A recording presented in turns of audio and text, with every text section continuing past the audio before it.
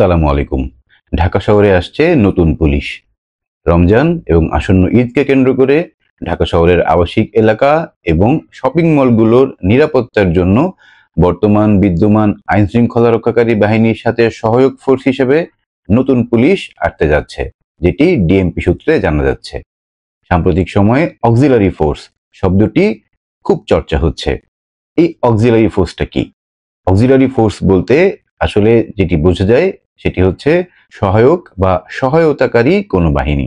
সবকিছু ঠিকঠাক থাকলে খুব শীঘ্রই হয়তো আমরা অক্সিলারি ফোর্স হিসেবে এই নতুন সদস্যদের দেখতে পাবো।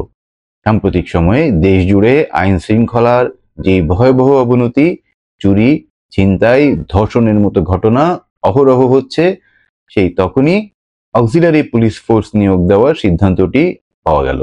পুলিশ সূত্র মতে যাদেরকে এই অক্সিলারি ফোর্স হিসেবে নিয়োগ দেওয়া হবে তাদের হাতে একটি স্পেশাল আর্মব্যান্ড থাকবে, যেটি দিয়ে চিহ্নিত করা যাবে তাদেরকে। এই সহায়ক পুলিশদের থাকবে নিয়মিত পুলিশ বাহিনীর মতো দায়িত্ব এবং ক্ষমতা। অতীতে আনসার বাহিনীকে দিয়ে এই সহায়ক পুলিশের কাজটি করানো হলেও আইন শৃঙ্খলা রক্ষায় জনসাধারণ থেকে এমন পুলিশের নিয়োগ নজিরবিহীন। পুলিশ যেমন আইন শৃঙ্খলা রক্ষায় দায়িত্ব পালন করে, সহায়ক এই পুলিশ বাহিনী একই কাজগুলো করবে, তবে কোনো অপরাধের তদন্ত তারা করতে পারবে না। এই বাহিনীকে আইন শৃঙ্খলা রক্ষা, টহল এবং আটকের মতো ক্ষমতা দেওয়া হতে পারে। যখন থেকে এই আলোচনা শুরু হয়েছে তখন থেকে এর সমালোচনাও আমরা শুনতে পাচ্ছি। বিভিন্ন মহল থেকে এই সিদ্ধান্তের সমালোচনা করা হচ্ছে, কারণ বর্তমান সময়ে বাংলাদেশে প্রায় 2 লক্ষ রেগুলার পুলিশ ফোর্স কাজ করছে। ডিএমপিতে এই সংখ্যা প্রায় 35,000। 2024 সালের আগস্ট মাসে রাজনৈতিক পট পরিবর্তনের পরে সমগ্র বাংলাদেশ জুড়ে পুলিশ বাহিনীর উপরে যে আক্রমণ করা হয়, তাদের অস্ত্র, তাদের লজিস্টিক্স এবং মনোবল যেটি ভেঙে পড়ে, এই সহায়ক পুলিশ বাহিনী দিয়ে তাদেরকে কতটুকু সহায়তা করা যাবে সেটি নিয়ে আসছে প্রশ্ন।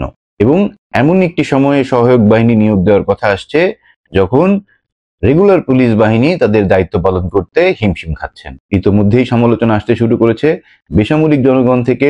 যদি এই সহায়ক পুলিশ নিয়োগ দেওয়া হয় তাহলে সেটি ক্ষমতার অপব্যবহারের কারণ হতে পারে।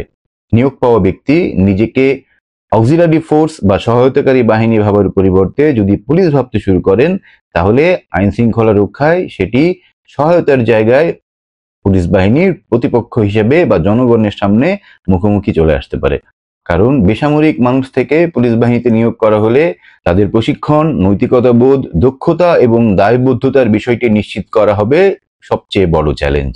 কারণ রেগুলার পুলিশ বাহিনীর মতো তাদের প্রশিক্ষণ এবং দায়বদ্ধতা দুটি অনুপস্থিত। সুতরাং এই নিয়োগের ব্যাপারে যেমন থাকতে হবে সতর্ক, তেমনি এদেরকে মনিটরিং করার জন্য হয়তো নতুন লেয়ারের সৃষ্টি করতে হতে পারে, যেটি পুলিশ বাহিনীকে সহায়তার চেয়ে নতুন কাজের সৃষ্টি করতে পারবে বলে অনেক বিশেষজ্ঞ মনে করছেন।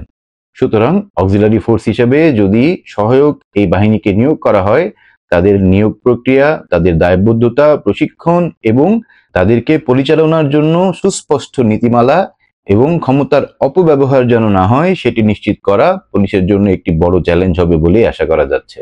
আশা করছি চলতি রমজান মাস এবং সামনে ঈদকে কেন্দ্র করে বাংলাদেশের আইন শৃঙ্খলা পরিস্থিতির যে অবনতি সেটি থেকে উত্তরণ ঘটবে, আইন শৃঙ্খলা পরিস্থিতির উন্নতি হবে, চুরি, ছিনতাই, ডাকাতির মতো বিষয়গুলি থেকে নগরবাসী পরিত্রাণ পাবে। সবাই ভালো থাকবেন, নিরাপদ থাকবেন। সবাইকে ধন্যবাদ।